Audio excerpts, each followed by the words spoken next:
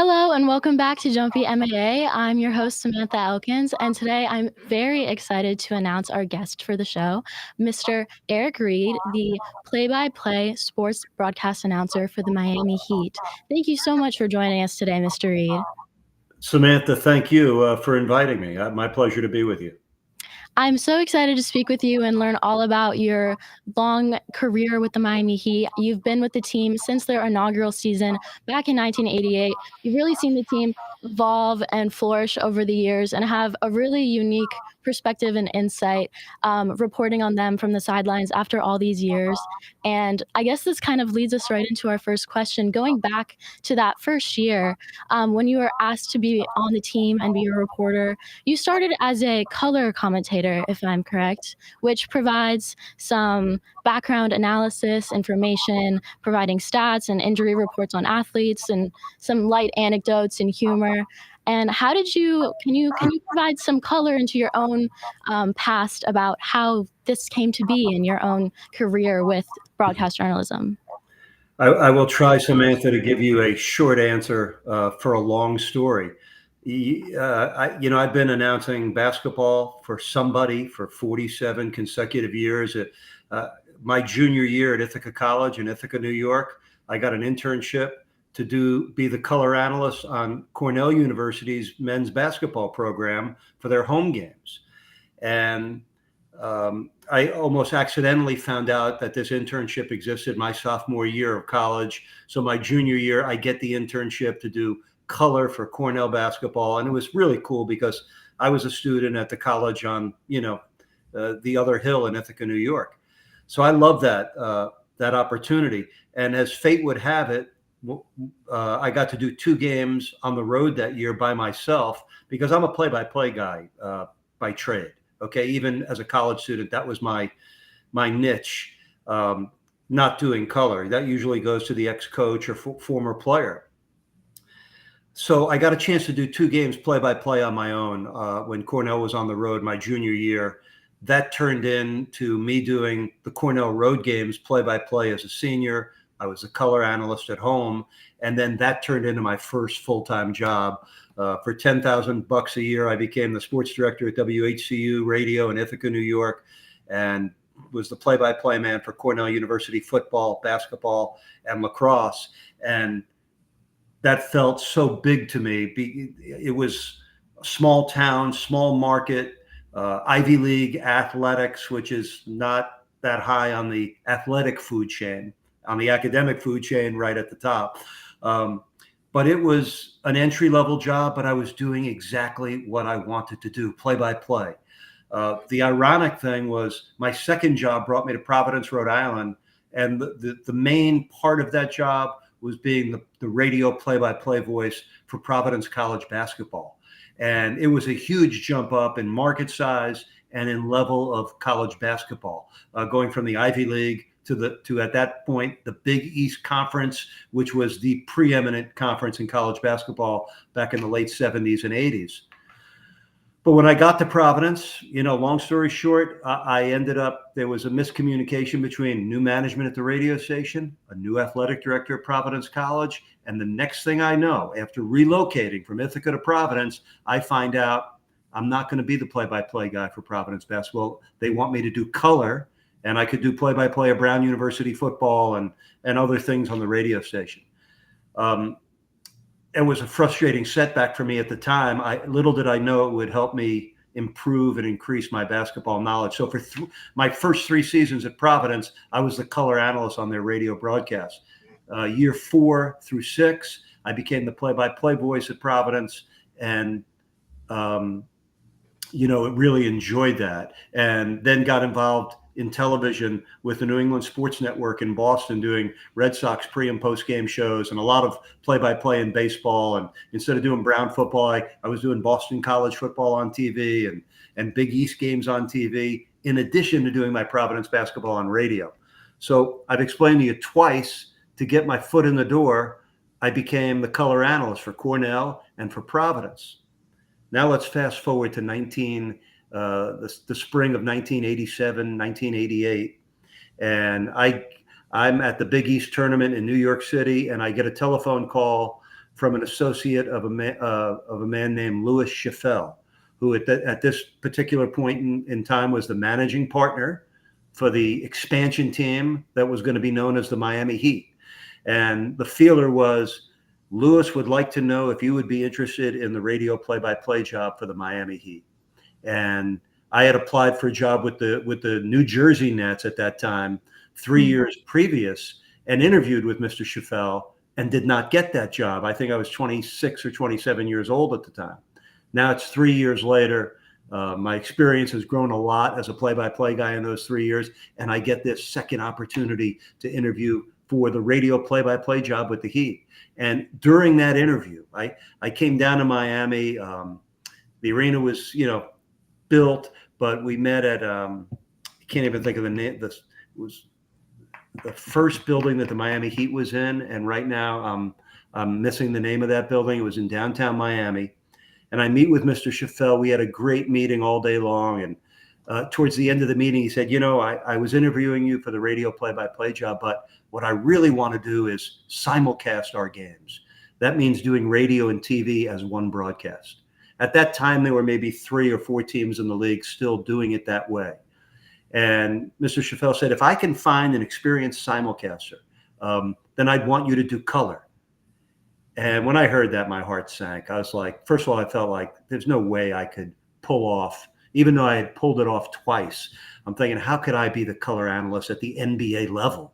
I don't have that kind of name recognition or basketball resume to do that was my fear. And I ended up going back to New England after that interview. I lived in Providence, but worked in Providence, Rhode Island and Boston at that time. Samantha, was pre-laptop, pre-internet. So how was I going to follow the Miami Heat in the months before that first season? Here's how. I got a subscription to the Miami Herald delivered to my house in Providence one day late, but I still got the Herald every day. And that's how I followed the Miami Heat in the 4 to 6 months before that very first season. And I followed the NBA draft that way. I followed the expansion draft. I figured if I get the job, I need to be up to speed. And if I wasn't concerned about not getting the job because I was so into the pursuit of this position with the Miami Heat, I long aspired to be an NBA or NFL play-by-play person. Well, the weeks and months go by, and one day, I think it was in July of 88, I opened up the Miami Herald sports section, and there it was. And this is how I found out. It said Heat hire Sam Smith to do play-by-play on their simulcast. Sam Smith had done play-by-play on the San Antonio Spurs simulcast. He was one of 4 people in the league currently doing it, and he takes the job with the Heat. I folded the newspaper, I threw it down, and I immediately got on the phone with my boss at the New England Sports Network, and I said, guys, I didn't get the job with the Heat. I'm back with you guys. And that meant, I was like, I was getting ready to do another season of Boston College football and my Providence basketball and all the things I was doing in New England. And the Red Sox and Nesson were actually putting me in position to be the next TV play-by-play man for the Boston Red Sox. And if I was a baseball person in my heart, I would have stayed put, because what a great position to be in. The Red Sox, Fenway Park, it speaks for itself in terms of baseball history and nostalgia and recognition. But baseball was not my first love. I'm a football and basketball guy first and foremost. So, I say I'm back in New England and continuing the job I really was enjoying there. And then now it's September. I still hadn't heard a word from the Miami Heat other than what I read in the Miami Herald. I come home from playing in a Sunday night summer league basketball game. I'm all by myself in my apartment, and the phone rings. I remember it so vividly. There was one light on in my living room. I pick up the phone in my kitchen, and the voice on the other end said, Eric, Louis Chaffel, Miami Heat. And I want to tell you, my heart sunk and skipped a beat. And I had already put that dream to bed. In my mind, I didn't get the job.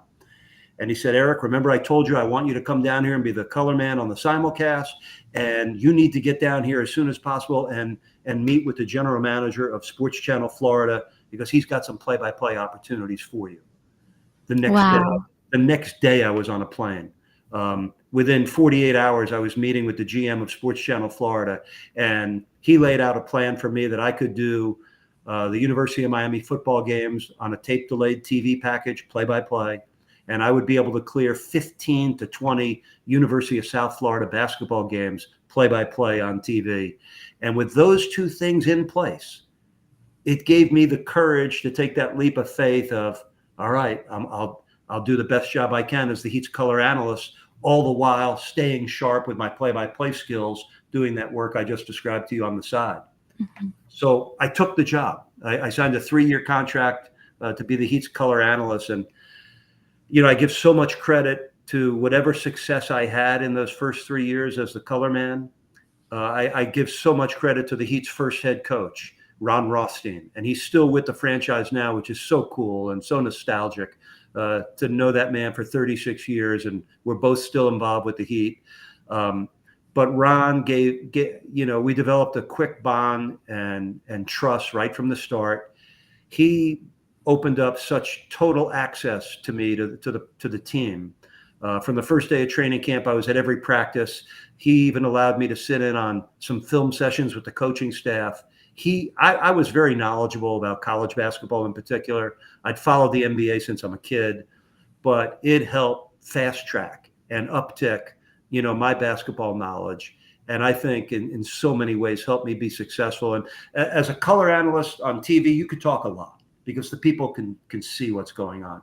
On radio, and remember, when you're simulcasting, every game is also on radio, you got to get in and out and pick your spots so the listener doesn't miss the action that's first and foremost. So it was challenging. I felt like it improved my basketball knowledge, and, having your foot in the door and being with a team, it worked out because in year 4, Sam did not return to the Miami Heat. They moved me into the play-by-play chair. And that was like a lifelong dream come true because year 4 of the Heat was the last year we did radio and TV together. So I got to do all 82 games. I think 65 were on TV. Some were radio only, including, I think, a 68-point loss that year at Cleveland. But it was also the first year the Heat made the NBA playoffs. So a very memorable, nostalgic first year as the Heat's play-by-play guy. In year 5, the simulcast split. Radio became its own entity, and I've been the TV play-by-play guy ever since the 5th year of the franchise. And we're gearing up now for season number 37, and the reward of my profession is enjoying it in the really pure way. My love for the game, my respect for the coaches, the players, the officials, everybody involved with the game, and to still get such joy out of doing each game. That's the real reward of the whole thing. I got to the Heat when I was 30, so I've grown up and grown older and hopefully gotten better in my current role as the Heat's play-by-play man. Wow, that is absolutely remarkable. I mean, hearing about the evolution, especially, the little anecdotes about having to keep up with the Miami Herald. Even thinking about your job, it is a thought.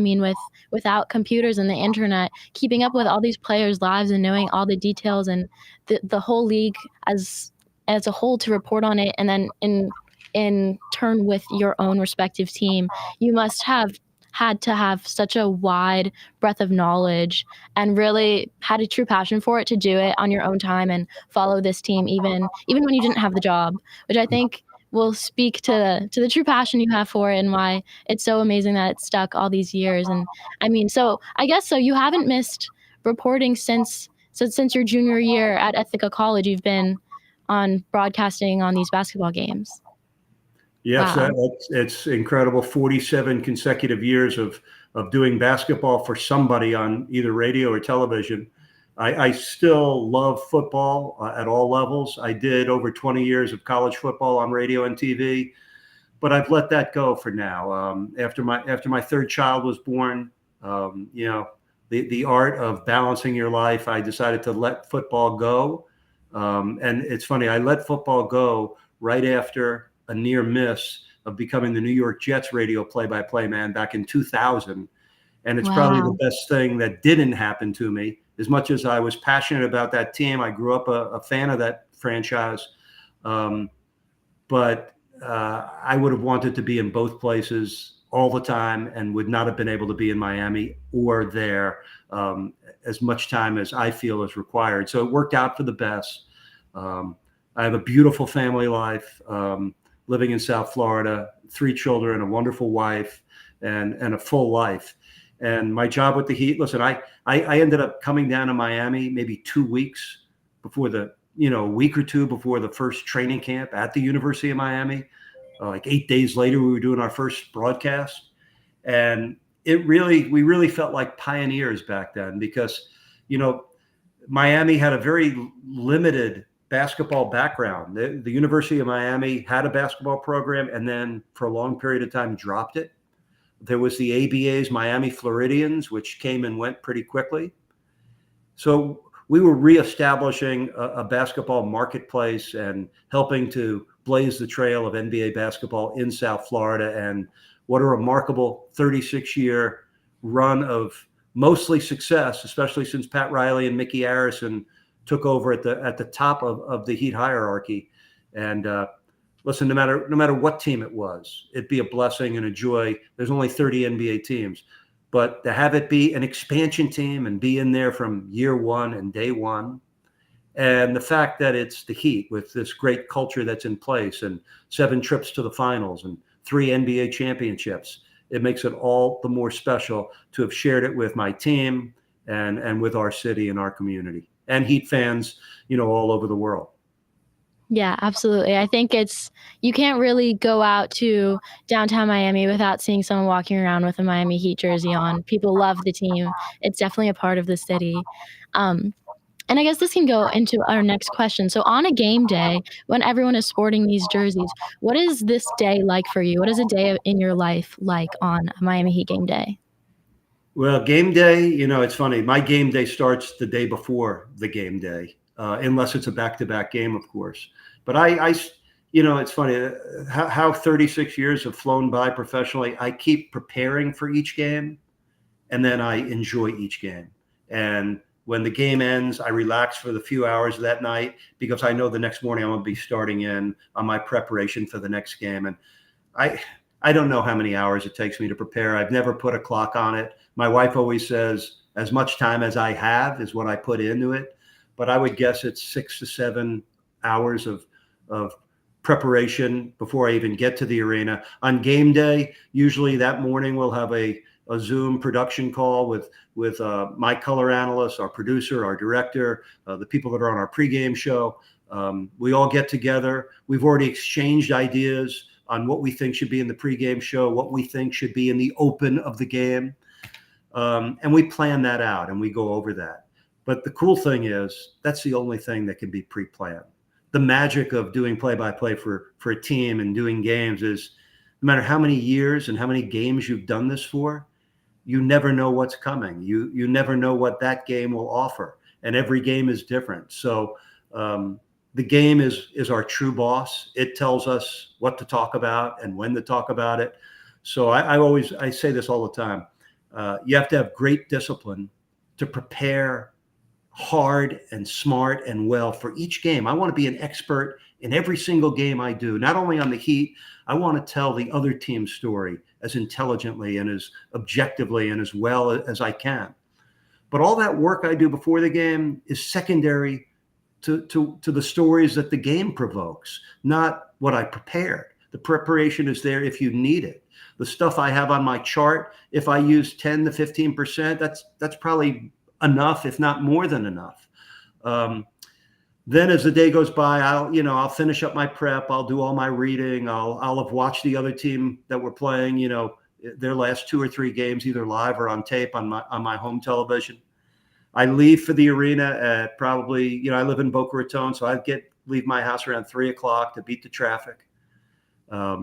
I get to the arena. I relax and unwind there. There's 2 press conferences before the game, one with each coach, the Heat's head coach, Erik Spoelstra, and whoever the opponent coach is. We get to meet with each one in a public press conference, and then usually a private, couple of minutes after those things. And it's more information. It's more background. It's getting a chance to talk with both coaches. And it's really important to be able to present first of all, to understand what Eric Spoelstra's thinking and to present at least some of that to our viewing audience that night. I also want to hear from the other coach. You get a great feel for them, how they run their team. You get fresh stories about their season. And all the while, you're building up your own knowledge. You know what else you're building up? Your own credibility, because that other coach is seeing that you are taking the time to ask them questions to present their team and their story. And then that ends and, work the court for a little while, talk to some players, and then head up to our broadcast location, which is a mid-level in the arena for the last few years. We get ready to do our rehearsals. At 7 o'clock, the pregame show would go on. We do a rehearsal in the 6 o'clock hour.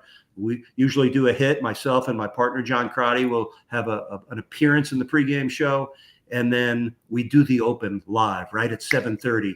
It's when you see John Crotty and myself on camera. It's the only thing that's scripted and rehearsed. Everything else is spontaneous and impromptu. And that's why I always begin each game. Off we go on another Miami Heat NBA adventure. Yes. I love that line. I mean, growing up watching the games, you'll wait for it. I mean, you have a lot of your little catchphrases and lines. There's the 3-point, kaboom, the off we go on Miami Heat adventure. I mean, you really solidified people know that they're listening to you when there's a Miami Heat game on. And I understand you've had as well lots of different partners. I mean, there's also Spanish play-by-play broadcasters and color commentators. So you work with other people as well, of course, with the team and the players to really paint a full picture of what is going on. And continuing on with that, I guess, so the Miami Heat season, I mean, there's 82 games, and then including the preseason and the postseason. How do you maintain a sort of work-life balance? Or is there, I guess my question is there ever really an off season, or are you always just thinking about what's coming next? Thankfully there is an off season. And I think to, best withstand the grind of an 82 game season, it's really refreshing to have an off season. It would be hard to grind like that 12 months a year. Some guys do it. Some guys move on to another sport. But I think the older you get, and if you're blessed to have a family, you understand that the most important act for the rest of your life is the balancing act. As much as I love my job, and I am passionate. I love what I do for a living. I love my job. I love my family more. My family loves me back in the same way. And that's why I'm so blessed and thankful for a complete life and not just a great job. But having time away in the off season, I get to be a full-time dad and husband and human being. I get better sleep. I generally work out and exercise more and live the healthiest lifestyle I can in the off season, because I know when that season begins, I got to be so focused on my job, and you're away half the time. And the crazy thing is, Samantha, when you're home, it's not a time where you could exhale. You got to work harder at home because there's a game every other night, plus your role as a father and as a husband and doing the daily things that requires. So there's never a dull moment in the season. Like I said, I keep preparing for each game. I try to become as knowledgeable as I can for each game. And thank goodness, somehow I've been able to maintain my energy for it, my zest for it. There's not a night I've had nights where I was not particularly in the mood when things are going on in your life, but you walk into that arena and you feel that energy and you feel blessed to be able to do this job night after night. I can honestly say, there's been some blowout losses that have been harder to enjoy, but generally I enjoy every game that I'm involved with. I feel like I give myself to each game. And, I always say this, whether you're trying to show it or hide it, when you're in our position as an announcer, and when you're doing as many games as we do to the same fan base, you can't hide your personality. It comes out. So hopefully that sincerity, that passion, that love for the game, the love and respect for the craft of what we do, hopefully that all comes across. Most definitely. I think speaking of this zest, this energy, just walking into the arena, I mean, anyone, and myself included, who has gone to a Miami Heat game can sort of represent this stadium as a representation of Miami in a way, with the music and the fans and the people you hear and the languages you hear around you. It's just a wonderful mesh of so many different people who, of course, are there to watch their amazing team in an amazing game. And it really represents just the city itself. And I'm wondering how you think you fit into this and fit into this representation of Miami after all of these years, and how that makes you feel. Well, I'm not sure how to answer that. I love going to the 29 other cities as well. Each arena has its feel. Each team has its culture and tradition and history. Each fan base is unique. And you get to know people in each city that work for each team, whether it's the other broadcasters or people on their stat crew, all of that. So the culture of each city, the feel of each team is unique and enjoyable to observe and report on. Miami's unique, and I think there's not an NBA player or a team that doesn't enjoy their one or two or three visits a year to the Heat's house. We have our own wonderful way of presenting the games. Michael McCullough, Eric Woolworth, the people on the business side of the Heat. There's so many to give credit for. So many deserve credit for the amazing in-arena presentation night after night. We're a small part of that operation, but it's a visible part. People see us at the beginning and at halftime and at the end of each game. We're sort of that link, that go-between. We bridge the team to the fans, and it's an important bridge. It's a vital connection. So I feel honored that the Heat have trusted me all these years to have that precious position, to share that connection with our fan base, to represent the team the way it deserves to be represented. And that's with preparation, with integrity, with class, hopefully with talent. Nobody's going to outwork me. And I've stayed grounded and humbled and thankful all these years to be doing what I enjoy most professionally. And because I've done it for so long, and I'm closing in on nearly 3,000 Heat telecasts, it has given me the chance to improve my skills. And with each game you see, with each coach you meet, with each color analyst I work with each basketball person I get the privilege to interact with, it builds my knowledge and hopefully builds me, as the basketball announcer I'm trying to be. Most definitely. I mean, looking back on your career, I mean, it speaks for itself with the awards you've received, listing from the Florida Sportscaster of the Year, Emmy Awards, Lifetime Contribution to Sports Awards, as you said, almost nearing 3,000 broadcasted games. But I think it's really fascinating to just hear that. There's also the reward of just being in the position that you have. The awards and the reward have a little symbiotic relationship that has flourished into just this passion. And I can tell just from speaking from you and also listening to your voice on the screen while I'm watching a Heat game, which I think is really wonderful, and a lot of other Miamians or non-Miamians can tell. So I guess I just wanted to say thank you, and you're doing a great job. I'm very excited to listen to the upcoming next season. It's really nice just to watch a few games because I'm away in college in New York City. It feels very familiar. And hearing your voice. So it was wonderful speaking with you. I want to thank you so much for coming onto the show today, and I just wish you the best. Samantha, thank you so much. Pleasure meeting you. I just want to close by talking about those two words you said, awards and rewards. This summer, as you get older and later into your career, probably means a tiny bit more to you to be recognized. I just went to the National Sports Media Association weekend in Greensboro, North Carolina, where I received my 4th Florida Sportscaster of the Year award since 2017. In another few weeks, I'm going to my hometown, Massapequa, New York, to be inducted into my high school Hall of Fame. Congratulations. Thank you. But the real award is not the little plaque or the little trophy that you bring home and put on a bookshelf. It's, like you said, the reward of doing something that you're passionate about, that you have such a passion for, that you enjoy so much, and you can build up this kind of bond with a franchise and a fan base.